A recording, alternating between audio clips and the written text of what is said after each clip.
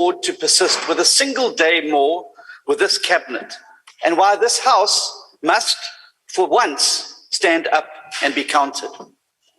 You will hear of the litany of failures of individual ministers, as well as the collective failure of the cabinet as a whole.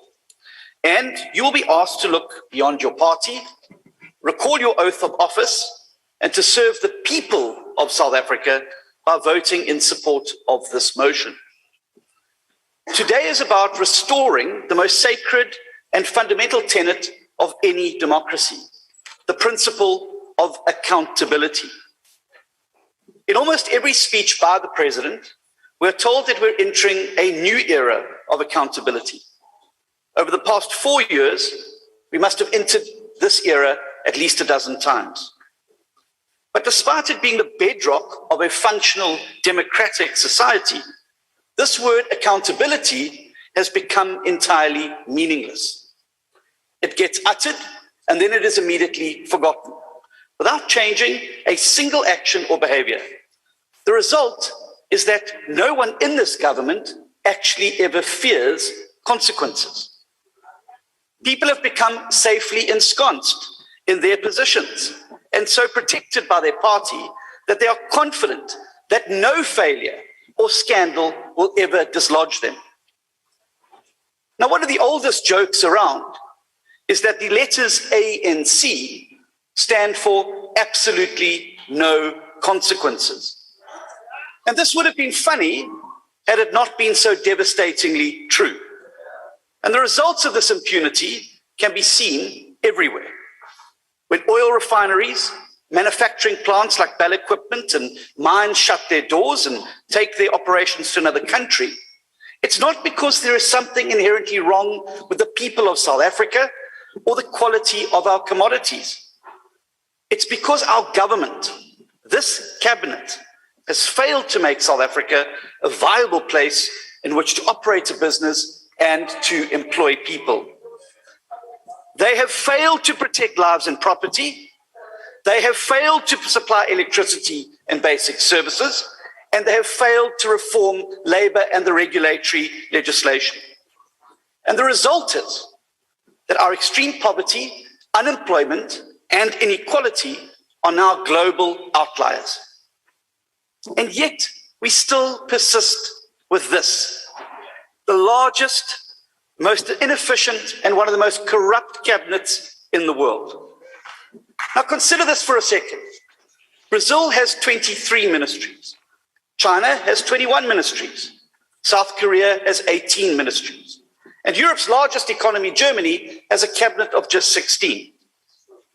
But here in South Africa, we have 38 ministries, each with a deputy, and in some instances, 2. And for what? For what? For the sole purpose of rewarding otherwise unemployable cadres with jobs. Not one of those ministers would last a day in the private sector, where accountability and results matter. But in the ANC's sheltered employment scheme, it's happy days forever. Just one big merry-go-round of reshuffles, and when you finally run out of carnival rides, off you go on a nice, cushy diplomatic posting. Absolutely no consequences. Even when a string of reports name your names and list your shames, absolutely no consequences. When the Zondo Commission directly implicates a minister like Kwedi Mantashe in corrupt activities, you'd expect him to step down, step aside, or be suspended. But no, here he is in this ANC cabinet. Absolutely no consequences. When the report into the riots and the looting of last July finds that the executive should shoulder some of the blame, elsewhere heads would roll. But in this ANC cabinet, ministers are simply reshuffled or redeployed. Absolutely no consequences. Pay your tax before you talk about weakness. When targets in the president's performance agreement for ministers are missed by a country mile, you'd think there would be strong action. as the president pledged when he signed them in 2019. But not in this ANC cabinet. 3 years after promising us regular evaluations, nothing has happened. Absolutely no consequences. The long-awaited lifestyle audits for ministers, nothing. Action against those mentioned in the high-level panel report into state security, nothing. Repercussions for being linked to Bosasa, Digital Vibes and Gupta corruption, nothing. Absolutely no consequences for a single cabinet minister. But there are grave consequences for the tens of millions of South Africans who live below the poverty line or survive on a tiny social grant. The failures of this cabinet wreak havoc in their lives and in the real world, a world that these pampered ministers know absolutely nothing about. In this real world, so did I, and it wasn't a 30% like yours. In this real world, the cost of basic food items far outstrips any increase in social grants. In this real world, over 46% of working age South Africans can't find jobs. And in this real world, thousands of South African children die each year from severe acute malnutrition.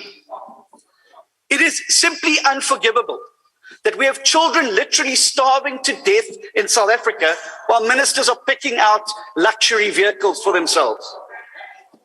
The real world is very, very far away from the lavish ministerial vehicle allowances, state-sponsored housing, petrol, and the VIP security detail.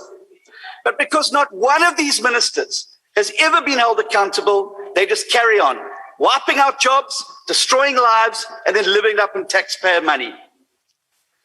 If our sole mission is to end poverty, and that has to be our mission, we must start by firing the poverty cabinet, because we won't win the war with the same generals who got us into the mess in the first place.